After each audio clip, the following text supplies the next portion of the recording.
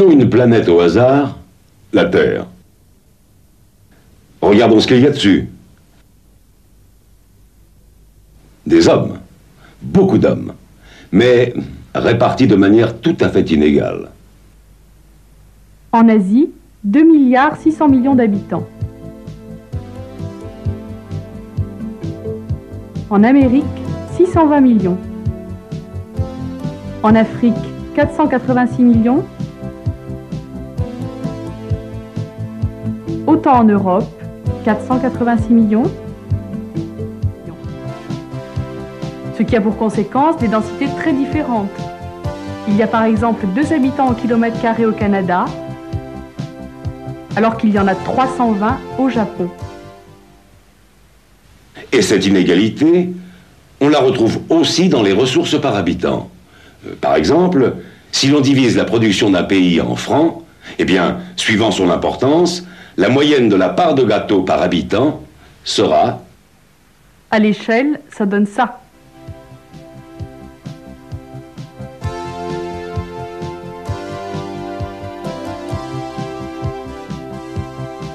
Et la France là-dedans? La France, c'est 54 millions d'habitants pour un total mondial de 4 milliards et demi d'individus. Et au point de vue des ressources par habitant, on fait partie des super privilégiés.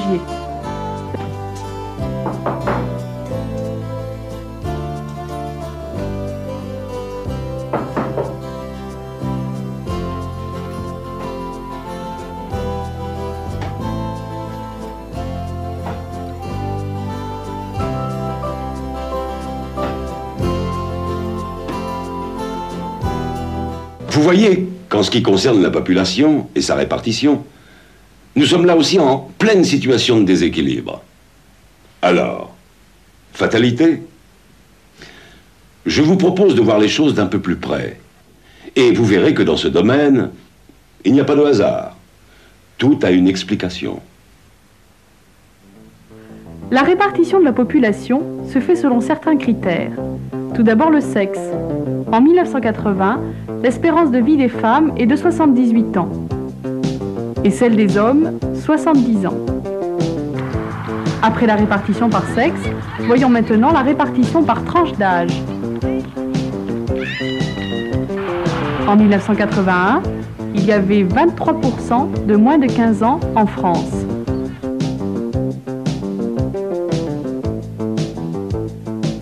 « 20% de moins de 15 ans en Allemagne de l'Ouest et 45% en Afrique.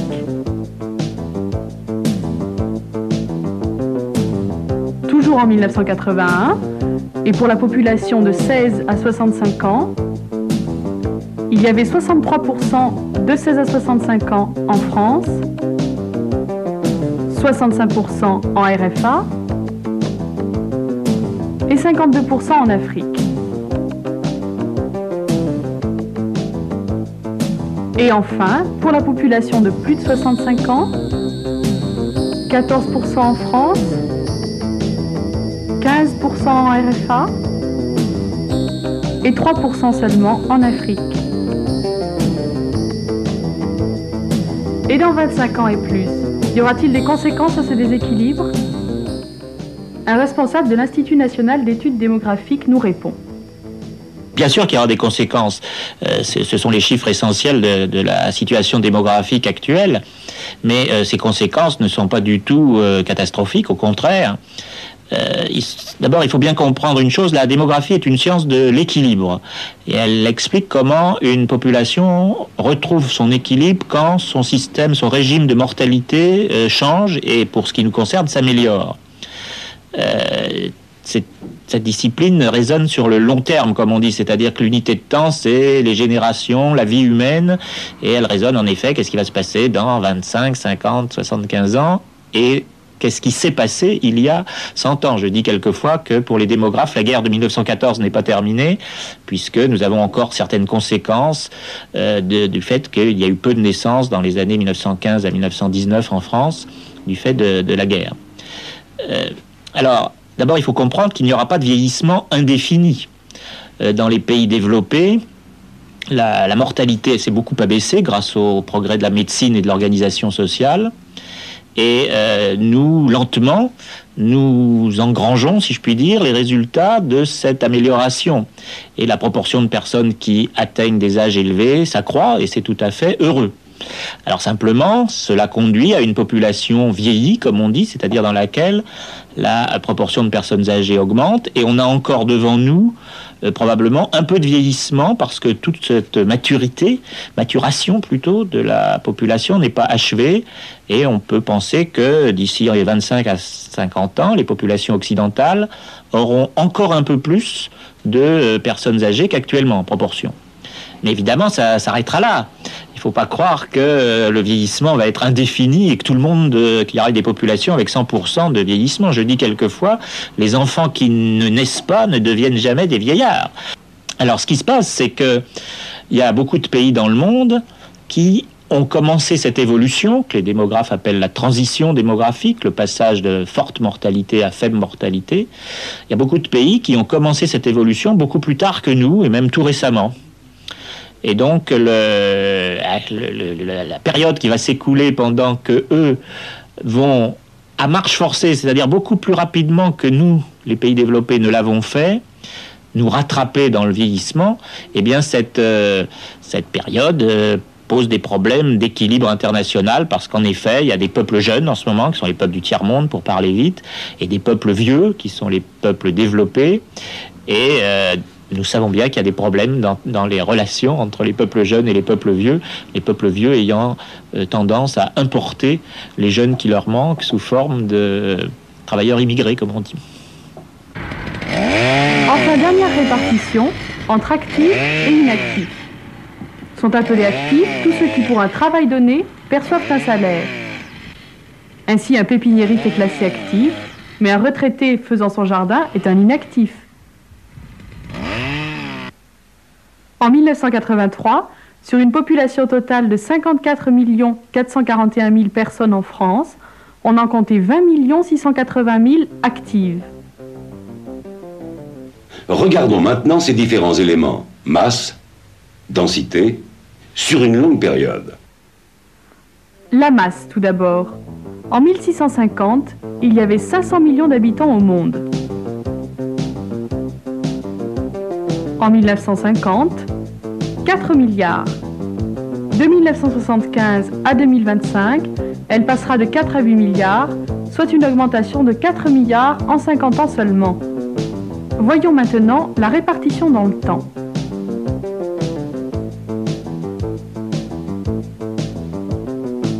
En 1931, 30% de la population avait moins de 20 ans.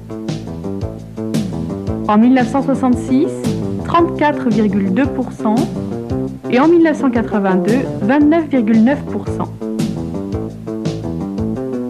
En 1931, 60,4% de la population avait de 20 à 65 ans. En 1966, 53,6%. En 1982, 56,6%. Enfin, pour la population de plus de 65 ans, elle était de 9,6% en 1931, 12,2% en 1966 et 13,5% en 1982. D'où l'instabilité des jeunes et l'augmentation des plus de 65 ans. Toujours dans notre étude des phénomènes sur une longue durée, voyons ce qu'il advient de l'espérance de vie à la naissance. En France au XVIIIe, un bébé à la naissance pouvait espérer vivre 30 ans. En 1982, il peut espérer vivre 75 ans. Dans certains pays pauvres, 40 ans seulement. Dernière étude dans le temps, le renouvellement de la population. Pour assurer le renouvellement d'une population, c'est-à-dire pour qu'un homme et une femme soient remplacés, il faut que chaque femme donne naissance en moyenne à 2 enfants. Mais, comme chaque enfant risque de mourir avant l'âge adulte, il faut que l'ensemble des femmes en âge de procréer donnent naissance à environ 2,1 enfants. En France en 1983, le taux est de 1,9. mais en RFA 1,4, alors que dans certains pays comme la Turquie, il est de 4,3 enfants.